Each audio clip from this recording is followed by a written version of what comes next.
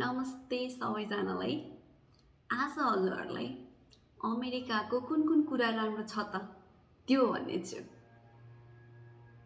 सुरु गरौँ डाइभर्सिटीबाट। यहाँ दुनियाँभरिको मान्छे आउने गर्दछ, त्यही भएर हजुर कतै जानुभयो भने हजुरहरूले Chinese, Japanese, German, French, Nepali, Indian सबै देख्नुहुन्छ। जस्तो म युनिभर्सिटी गएको थिएँ, युनिभर्सिटीमा मेरो क्लासमा दुनियाँभरिको मान्छेहरू थियो। तिनीहरूलाई साथी बनाएर मैले कुन देशमा रहनसहन कस्तो छ, खाना कस्तो छ सबै थाहा पाउने मौका पाएँ। त्यो चाहिँ एकदम राम्रो लाग्यो मलाई यहाँको। अर्को छ एक्सपोजर अफ फुड। जस्तो मैले अघि भने दुनियाँभरिको मान्छेहरूसित भेटघाट हुन्छ, त्यही भएर तिनीहरूसित कुरा हुँदा तिनीहरूको देशको स्पेसलिटी के छ त, बेस्ट फुड आइटम के छ त भन्ने कुरा थाहा हुन्छ। जस्तो मेरो एकजना साथी थियो, ऊ चाहिँ कोरियाबाट थियो।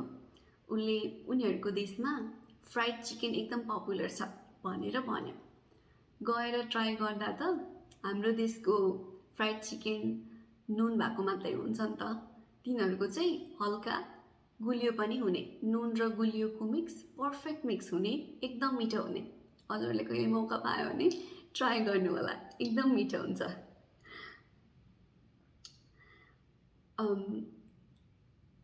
यहाँ चाहिँ डिफ्रेन्ट देशको डिफ्रेन्ट स्टोर पनि हुने। जस्तो इन्डियन स्टोर भयो, जर्मन स्टोर भयो, त्यस्तो हुन्छ।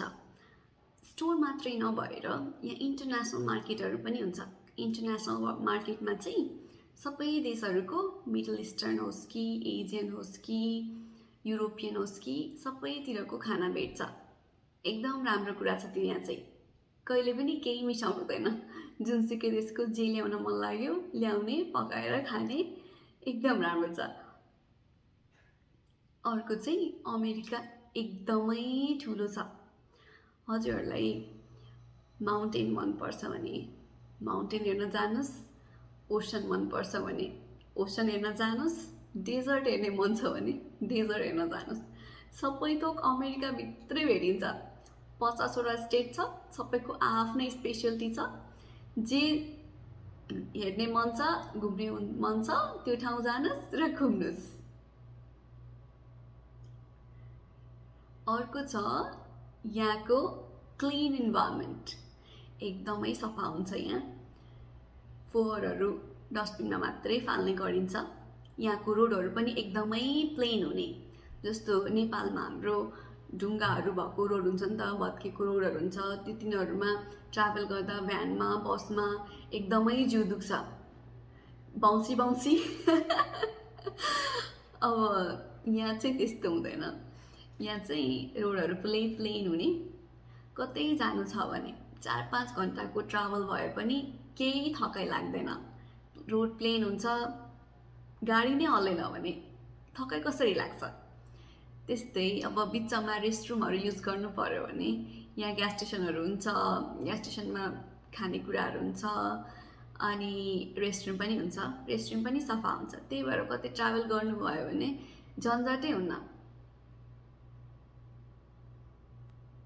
अर्को छ यहाँको इकोनोमी यहाँको एकदमै राम्रो छ। यदि हजुरहरूलाई केही कुरा सिक्ने मन छ भने सिक्ने अपर्च्युनिटीको यहाँ कमी हुँदैन। र हजुरले कुनै स्किल सिकिहाल्नु भयो भने त्यो स्किल रिलेटेड जब पाउन पनि एकदम धेरै अप्सन हुने, केही गाह्रो छैन यहाँ। जस्तो जब मात्रै नभएर हजुरलाई केही कुराको बिजनेस गर्नु छ भने यहाँ हरेक बिजनेसको आफ्नै प्रोसेस हुन्छ। त्यो प्रोसेस फलो गर्नुहोस् र आफ्नो बिजनेस सेटअप गर्नुहोस्। कम्पिटिसन चाहिँ छ यहाँ, त्यही भएर यदि हजुर हार्डवर्किङ हुनुहुन्छ र कम्पिटिसनमा जान रेडी हुनुहुन्छ भने हजुरको लागि अमेरिका एकदमै राम्रो छ। अर्को छ यहाँको हाई स्ट्यान्डर्ड अफ एजुकेसन। यहाँ चाहिँ अब हार्वर्ड, येल सबै छ नि त, तिनीहरू त वर्ल्डकै टप युनिभर्सिटी हो। तिनीहरूमा त हाई क्लास एडुकेसन हुने नै भयो। यो भन्न खोजे होइन कि हजुरले सानो युनिभर्सिटीबाट पढ्नुभयो भने केही गर्न सक्नुहुन्न। सानो युनिभर्सिटीबाट पनि पढ्नुभयो भने हजुरसित अपर्च्युनिटीको कमी हुँदैन। जब गर्न चाहनुहुन्छ भने जब गर्नुहोस् पढेर, बिजनेस गर्न चाहनुहुन्छ भने बिजनेस गर्नुहोस्। केही कुराको अपर्च्युनिटीको कमी चाहिँ यहाँ छैन। इच्छा छ भने यहाँ त्यो कुरा पुरा गर्न सकिन्छ। अर्को छ यहाँको लिमिटलेस एक्सपोजर टु रिसर्च। कतिलाई रिसर्च गर्ने इच्छा हुन्छ नि त। हजुरलाई मेडिसिनको फिल्डमा होस् या टेक्नोलोजीको फिल्डमा होस् या स्पेसको फिल्डमा होस् या अरू कुनै फिल्डमा होस्, रिसर्च गर्ने मन छ भने यहाँ त्यो अपर्च्युनिटीको केही कमी छैन। जानुहोस्, खोज्नुहोस्, अपर्च्युनिटी पक्कै पनि पाउनुहुनेछ। अर्को छ यहाँको मान्छेहरू एकदम रेस्पेक्टफुल र ओपन माइन्डेड हुने। यहाँ बेस्ड अन एज, कस्तो ड्रेस लगाउनुहुन्छ, त्यो सबको आधारमा केही डिस्क्रिमिनेसन हुँदैन। हुँदा हजुरले कुन प्रोफेसनमा काम गर्नुहुन्छ त्यसले पनि यहाँ केही भेदभाव हुँदैन। सबैजना बराबर छन् र यहाँको मान्छे एकदम ओपन माइन्डेड हुन्छ। जस्तो दुनियाँभरिको मान्छे आएको छ नि त, त्यही भएर दुनियाँभरिको मान्छेहरूको आफ्नै वे अफ लिभिङ हुन्छ, थिङ्किङ हुन्छ। सबैलाई यहाँ रेस्पेक्ट गरिन्छ र सबै मिलेर बस्छन्। अर्को छ फ्रिडम। यो त छुटाउनै भएन, फ्रिडम अफ स्पिच त्यो एउटा कुरा हो। अर्को चाहिँ जस्तो हजुरलाई कुनै स्टेटमा न्युयोर्क जानुभयो अरे, न्युयोर्कमा बस्ने डिसाइड गर्नुभयो। त्यहाँ बस्न थालिसकेपछि हजुरले त्यहाँको ट्याक्सको सिस्टम मन परेन। यहाँ 50वटा स्टेटको आफ्नै ट्याक्सको नियम हुन्छ। यो ट्याक्स जस्ट एउटा इक्जाम्पल हो। डिफ्रेन्ट कुराको पनि आफ्नै नियम हुन्छ 50वटा स्टेटमा। जुन स्टेटको नियमहरू हजुरहरूलाई मनपर्छ त्यो स्टेटमा जानुहोस्, बस्नुहोस्, केही रोकटोक छैन। हजुरको इच्छा अनुसार यहाँ सबै कुरा पाइन्छ। अर्को छ यहाँको वन्डरफुल वाइल्ड लाइफ। अघि भने जस्तै माउन्टेन छ, ओसन छ, डेजर्ट छ, सबै थोक छ।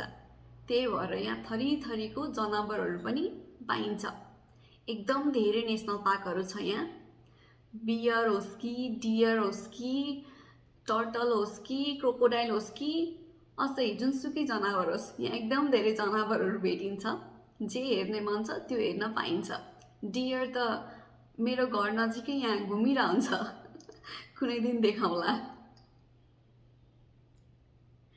यति नै हुन् अमेरिकामा मन परेका कुराहरू। हजुरहरूलाई अमेरिकाको कुन चाहिँ कुरा मन पर्यो त? त्यो कुरा कमेन्टमा जानुहोस्, लेख्नुहोस् है त। यदि हजुरलाई यो भिडियो मन पर्यो भने लाइक गर्नुहोस्, कमेन्ट गर्नुहोस्, सेयर गर्नुहोस्, सब्सक्राइब गर्न नबिर्सिनुहोस् है हाम्रो च्यानललाई। अहिलेलाई यति। हाम्रो भेट फेरि अर्को भिडियोमा हुने नै छ। बाई।